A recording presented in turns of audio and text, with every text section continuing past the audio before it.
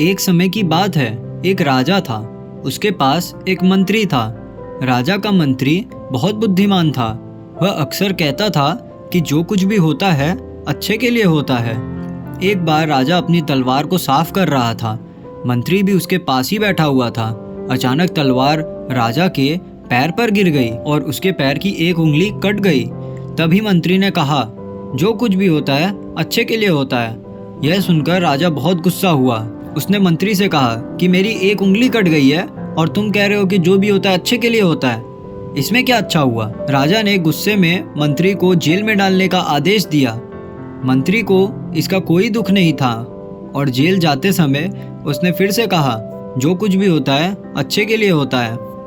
राजा को यह सुनकर बहुत हैरानी हुई। उसने सोचा कि यह व्यक्ति कितना अजीब है।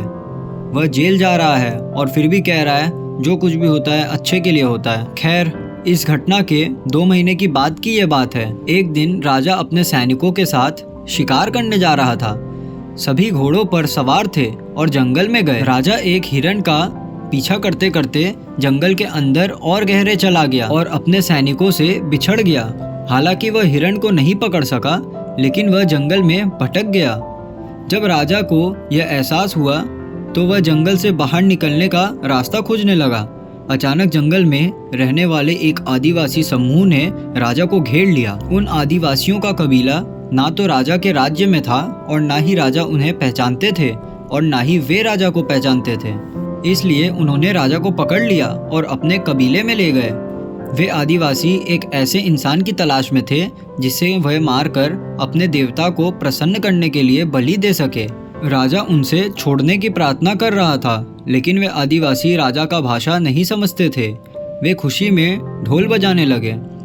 उन्होंने राजा को नहलाया, नए कपड़े पहनाए, गले में फूल की माला डाली और बलि के लिए तैयार किया। जब वे राजा को मारने वाले थे, तभी कबीले के मुखिया ने देखा कि राजा की पैर की एक उंगली कटी हुई है। यह देखकर उसने सभी ढोल बजाने वालों को रोकने का आदेश दिया और कहा कि इस आदमी की बलि नहीं दी जा सकती क्योंकि यह अधूरा है। अगर एक अधूरे इंसान की बलि दी जाती है तो देवता खुश नहीं बल्कि नाराज हो जाते हैं। इसीलिए उन्होंने राजा को छोड़ने का फैसला किया। राजा खुशी खुशी अपने महल लौट आया। वापस आने के बाद उसने सोचा कि अगर मेरे पैर की एक उंगली न कटी होती तो आज वे आदिवासी मुझे मार ही डालते। इसका मतलब है कि मंत्री सही था, जो कुछ भी हुआ अच्छे के लिए हुआ। उसने सैनिकों को आदेश दिया कि मंत्री को जेल से बाहर निकाल दिया जाए। उसने मंत्री को वापस उसकी पदवी दे दी और पूछा, मंत्री जी, मेरी उंगली उस दिन कटी और यह मेरे भले के लिए हुआ, यह मैंने समझ लिया है। लेकिन आप 2 महीने तक जेल में ही रहे, आपको इतनी तकलीफ उठानी पड़ी, आपके साथ क्या अच्छा हुआ? मंत्री मुस्कुराया और कहा, महाराज, मैं आपका प्रधानमंत्री था और हमेशा आपके साथ रहता था। अगर मैं जेल में नहीं होता तो उस दिन भी मैं आपके साथ ही होता। वे आदिवासी आपको आपकी कटी हुई उंगली देखकर छोड़ देते, लेकिन मेरी पूरी उंगली थी और अगर मैं आपके साथ होता तो वह मुझे निश्चित रूप से मार देते और मेरी ही बलि चढ़ा देते। इसीलिए यह अच्छा था कि मैं उस दिन आपके साथ नहीं था और जेल में था। इससे आपकी भी जान बच गई और मेरी भी जान बच गई। इसीलिए मैं हमेशा कहता हूँ कि जो भी होता है अच्छे के लिए होता है। अगर हम अपने जीवन में देखें तो हमें महसूस होगा कि कई बार हमारे जीवन में ऐसा लगता है कि कुछ बहुत बुरा हो रहा है या यह नहीं होना चाहिए था, लेकिन कुछ समय बाद अगर हम पीछे मुड़कर देखें तो महसूस होता है कि उस समय जो भी हुआ अच्छे के लिए हुआ। वास्तव में हम प्रत्येक घटना का न्याय अपनी ही बुद्धि से करने लगते हैं, लेकिन वास्तव में हमारी बुद्धि भी सीमित है। हम अपने सीमित बुद्धि से किसी भी घटना की उचिता या अनुचिता को न्याय करने लगते हैं। पूरा संसार कर्म पर आधारित है।